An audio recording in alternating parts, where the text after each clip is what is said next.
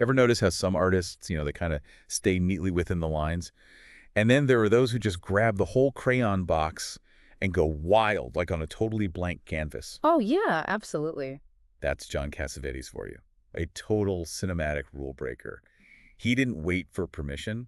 He just made movies his own way. And it's more than just like rebelling. It actually changed what American film could be. We're doing a deep dive on John Cassavetes, the so-called godfather of independent cinema. I like that, Godfather. It really fits. He was born in 29, died in 89, and did a lot in between. Right. You might know him as an actor from a few films, Yeah. but he was really driven by being this super original writer and director. Uh-huh. And what made him so different was that he just refused to compromise on his artistic vision. Well, it's not like the big studios were lining up to give him money. He wanted to tell these personal stories, often kind of messy, really emotional. Right. So he actually used his acting money to finance his own films. So he was basically betting on himself, film after film, which is incredible.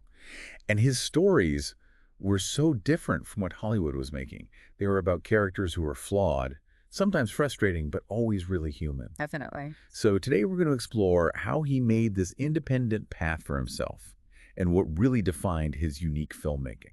Okay, so to understand that, we got to go back to the beginning. You mentioned him doing things differently, and his 1959 film Shadows, that's the starting point. Right. It was more than just low budget. It was a whole different way of thinking about movies. Exactly. Shadows was like this act of defiance. Tell me about how it came together. It was like the ultimate DIY project. It came out of a film workshop, Okay. Lots of handheld camera work, which gives it this raw, almost documentary feel. I see. He mostly used non-professional actors, people he knew, Okay. and importantly, he paid for it all himself. No studio interference, just Cassavetes' vision. The raw look wasn't just because of money. It was a way to break down that fake, polished feel of Hollywood movies, Right. to force people to really see the characters as human. And the way he told stories was different too. Yeah. Forget those neat plots and perfectly written lines. Shadows threw all that out. Performances were improvised, so the actors kind of created the dialogue and emotions in the moment. It Yeah. feels loose, unpredictable, like you're overhearing a real conversation. Right? Cassavetes wanted real, messy emotions, not technical perfection. It's the opposite of what Hollywood was doing. Mhm. And this idea of truth over perfection, that became his thing. What were some of the other things you saw in his early films? Well, you see this intense honesty in how the characters express themselves. Big arguments, moments of vulnerability, bursts of joy, it's all there. Mhm. And the improvisation, like we said, allowed for these unexpected moments of brilliance. Yeah. And his subject matter was so personal, looking at marriage, family relationships, even mental health. Stuff that was rarely shown on screen. These weren't your typical movies. They held up a mirror to real life. Let's talk about Cassavetes as a writer and director. Because he wasn't just an outsider. He had a very distinct style. Right. And what's really interesting is how his writing and directing worked together. His directing choices amplified the rawness of his stories. Okay. Take the handheld camera work. It's almost like the camera's a character itself, experiencing everything right alongside the actors. Makes you feel really present. Like you're right there in those intense moments. And then there are the long takes. Instead of quick cuts, Cassavetes lets scenes play out in real time, sometimes for minutes. It makes you feel like you're actually there, experiencing time, passing along with the characters. It's rare to get that feeling in films. And it puts so much pressure on the actors. Absolutely. They have to be totally in the moment. And he had such strong partnerships with certain actors. Oh, Right? yeah. His wife, Gina Rollins, was his biggest collaborator, his muse. But there were others too, like Ben Gazzara and Peter Falk. They kept coming back to work with him. They understood his vision. And how did the writing process work? You said his screenplays weren't like typical scripts. More like starting points. They had structure and key emotions, but a lot was left open for the actors to discover in the moment through improvisation. It wasn't about saying the exact lines. It was about finding the truth, even if that meant changing things up. It's what gave his films that unpredictable, almost documentary feel. You never knew what was going to happen next. Let's talk about A Woman Under the Influence Yeah. from 1974. Okay. A lot of people consider it his best film. It really embodies everything we've been talking about. It does. A Woman Under the Influence is this powerful exploration of a marriage. Gina Rollins plays Mabel, and it's just breathtaking. Peter Falk as her husband, Nick, they're both struggling.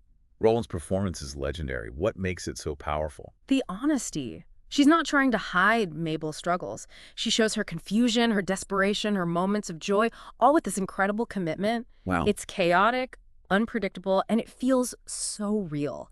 Like you're watching a real person dealing with inner turmoil. And Cassavetes' direction is so empathetic. Right. He doesn't judge Mabel or Nick. No. He just shows them as complex human beings. Exactly. There are no easy answers in this film. Cassavetes shows you the struggles, their frustrations, there are moments of tenderness, and even cruelty without trying to explain it all away. He trusts the audience to figure it out for themselves. He does. And he mortgaged his house to finance this film. He did. He believed in the story that much. He was willing to risk everything to get it made, and at first, all the big studios rejected it. Wow. It's amazing considering how much it's admired now. He did get an Oscar nomination for Best Director. So he got some recognition in the end. Yeah. But there are so many other great films by Cassavetes. Right. Can you tell us about some of them? Okay. Faces from 1968 is this close-up look at a marriage falling apart. It's intense and emotional. Then there's The Killing of a Chinese Bookie from 76. It's darker, more existential, with Ben Gazzara. A crime story, but with Cassavetes' raw energy. Opening Night from 77 is fascinating. It's kind of about making films or making plays. It explores acting and identity, with another amazing performance from Gina Rollins. And finally, Love Streams from 84, his last film. It's about love and loneliness and connection. They're all different, but you can always tell it's a Cassavetes film. An amazing body of work, especially considering he did it all outside of Hollywood. What's his legacy? Why are we still talking about him today? Because he changed filmmaking. He proved you don't need a big budget or studio approval to tell powerful stories. He inspired generations of filmmakers to just go out and make their own films without waiting for permission. Who are some of the filmmakers he influenced? Think about Martin Scorsese, Spike Lee, the Safdie brothers. They've all talked about how much Cassavetes means to them. And the whole mumblecore movement, with its focus on natural dialogue and characters, that's influenced by him too. Even films like Before Sunrise and Frances Ha. Okay. And he believed in giving actors freedom to shape their roles. That's had a big impact too. It's like he started this wave of more personal, more human storytelling. Exactly. And his films haven't aged. They still feel so raw and real. So wrapping up our deep dive, what was Cassavetes' most important contribution to film? He was a warrior for artistic freedom. He showed us that what really matters is honesty, passion, and the courage to show life as it is. And his films can be tough to watch. Yeah. But they stay with you. They do. If someone's never seen a Cassavetes film, where should they start? A Woman Under the Influence. No question. It shows everything that made him great, Okay. with those amazing performances from Rollins and Falk. As you go about your day, think about the power of stories that don't hold back. And notice those artists who break the rules. Where do you see that happening today? Not just in film, but in other art forms, even in how we share our own stories. Thanks for joining us. Until next time, keep seeking out those voices that are different. I will.